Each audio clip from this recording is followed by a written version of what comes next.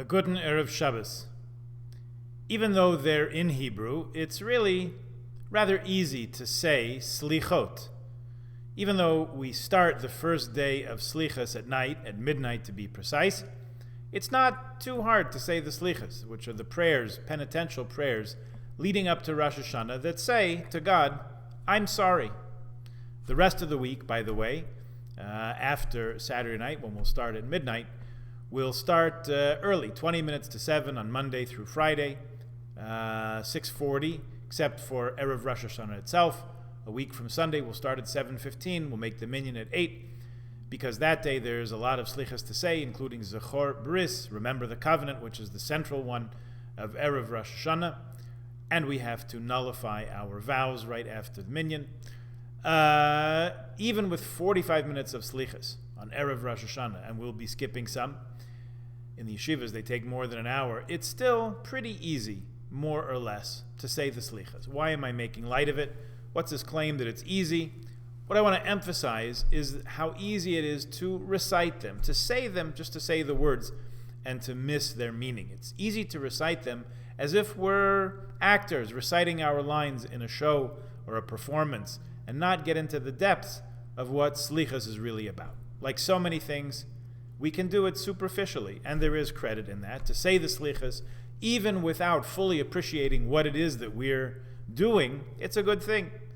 But of course, the more we put into it, the more we get out of it. I try to avoid the word role, unless I'm talking about an actual actor on stage. That's a role. The rest of us are not playing roles. We're living our lives, real life. Let's understand slicha as pardon me, slicha, forgive me, I'm sorry. So slichot, or slichas, is really a long series of pardon me's, or I'm sorry's, or forgive me's. That's the theme of the high holidays. We're asking God to forgive us, and we have to mean it when we say that we're sorry. Now, it's a halacha that we're going to be forgiven. Sorry if that spoils the drama. We review Kitzur Shulchan Aruch, the compact version of the Code of Jewish Law, the section on Elul and Tishrei in Shul, after Minyan. It's also on the web. You can take a look. And it says there that on Rosh Hashanah we're supposed to wear our Yom Tov clothes, our holiday clothes, and pray with concentration and listen carefully with full intentions to the sound of the shofar.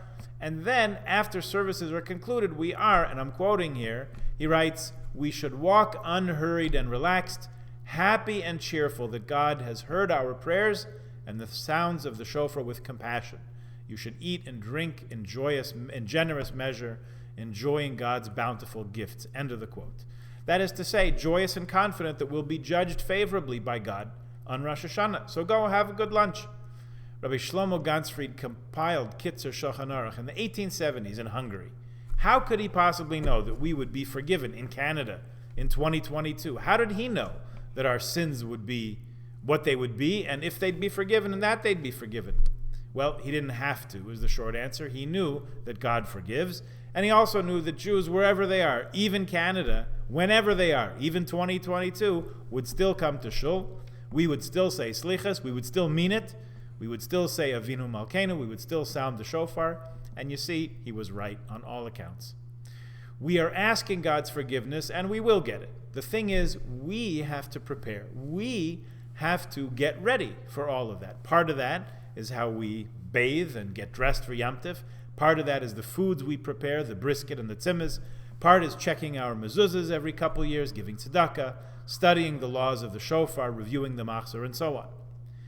I want to suggest that one of the most important components that's mentioned but sometimes overlooked, in order to be ready for forgiveness, to be fit to be forgiven, we ourselves have to forgive.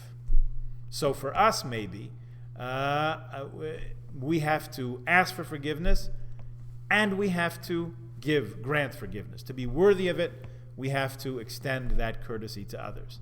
You can think of it as imitatio Dei if you want, going in God's ways, or you could think of it as common sense. We have to, at bare minimum, extend to others what we ask and expect for ourselves. It's only fair and really pretty logical if you think about it. We're asking God to forgive us and pardon us and accept our sincere apology that we are sorry, and give us a whole new year, a clean slate, a fresh start. How can that be by rights if we continue to hold grudges, to hold back in forgiveness to our fellow human being. Doesn't make sense. I came across a short article on forgiveness, which was a write-up of a study done by a few business school professors in Europe and the US. They did a study that demonstrates that when people even thought about a grudge that they held, they tended to estimate challenges in front of them, hills as more steep, challenges as more difficult. So the researchers claim that their findings show a link between holding a grievance and the simple ability to move on successfully with your life.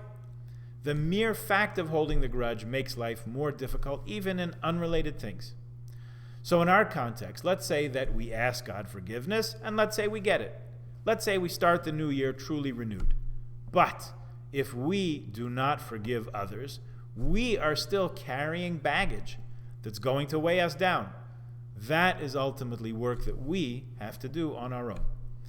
Here's one strategy for letting go. The mnemonic device to remember these 5 steps is REACH. R-E-A-C-H.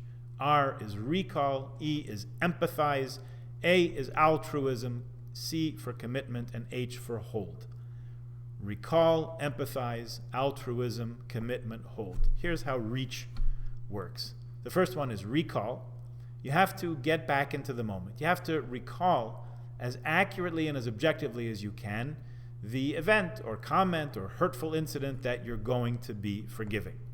It seems like it's not always helpful to just let bygones be bygones and ignore incidents in the past if they're not dealt with at the time of. The fact that I'm still carrying this grudge around means that I can't, or I haven't, or I'm not ready to let go of it yet, and it's still causing me hurt, even some amount of time later down the road. People isolate themselves from these hurtful incidents as sort of a self-preservative, but really, the most healthy thing is to deal with it, process it, and let it go. If not sooner, then certainly later. There's no time like the present. We don't realize until we expel it from our minds how toxic grudges are. You know how in England you see in the paper every once in a while when they're digging a foundation for a new home, they find unexploded bombs from the Blitz. Imagine you have that inside you and you're diffusing it. You're making it harmless. Step 2 is to empathize. That's a hard thing to do. It's really a challenge to step into that person's shoes, but it's a good exercise for us to visualize how it might have felt from their perspective. It makes us see things from a point of view other than our own, to see a position other than the one we think and believe to be correct and accurate. When you imagine what the person may have been thinking or feeling or reacting to when they said or did something hurtful or damaging, it levels the playing field. It puts us all on the level of people who occasionally are not our best selves, occasionally do not live up to what we know we're capable of. And everybody has days that are not their best, with no exceptions. Now that you're in that moment, the next step is to remember that forgiveness is a gift. It's altruism. That's the A in REACH. Altruism. No one's forcing you to do this. You don't have to. The fact that you're doing this work now shows that you didn't do it at the time or since. It's your choice within your power to withhold or to grant when and how you see fit. And as they say, there's no time like the present. Now is as good a time as any. So when we see it as not something we're compelled to do, but rather an act of kindness, chesed, maybe even a gift we can give others, which has benefits to ourselves, that reframes it nicely as altruism. We make the world a better place when we forgive. We give forgiveness and reconciliation the upper hand rather than bitterness and resentment. The next step is commitment. This is crucial. You didn't come this far just to have all your emotional work blow away in the wind. We have to commit to the forgiveness. Tell a friend, write it in a journal. Contact the wrongdoer and let them know that we've been carrying around this burden for some time, but now we're ready to let go of it and are therefore forgiving them for that hurtful incident, whenever it was, from this moment forward. Saying it, putting it into words, gives it a reality that just thinking or feeling it doesn't quite accomplish. And finally, holding on. Holding on to the forgiveness, that is, not to the grudge, but appreciating and living the new reality that this piece of the past no longer burdens you, no longer haunts you, no longer makes you fit into that study where the professors showed that people's lives are tougher when they don't forgive. So celebrate the moment and the new fact that you've forgiven and that you moved on. Let it take root. Let it blossom. So tonight, Motzei Shabbos, Saturday night, we'll convene in the shul at midnight, preceded by an interesting guest speaker from our friends at the Kollel Torah Mitzion. At 11, preceded by tea at 10:30. You're warmly invited. Our Chazan Pesach Goldman will be leading us as we approach God and ask forgiveness. May we all find the strength and courage to grant forgiveness to all those in our orbit. In good health and in peace, may we all be inscribed and sealed for a happy and healthy and sweet new year, a Shana Tova Umetuka. A good Shabbos.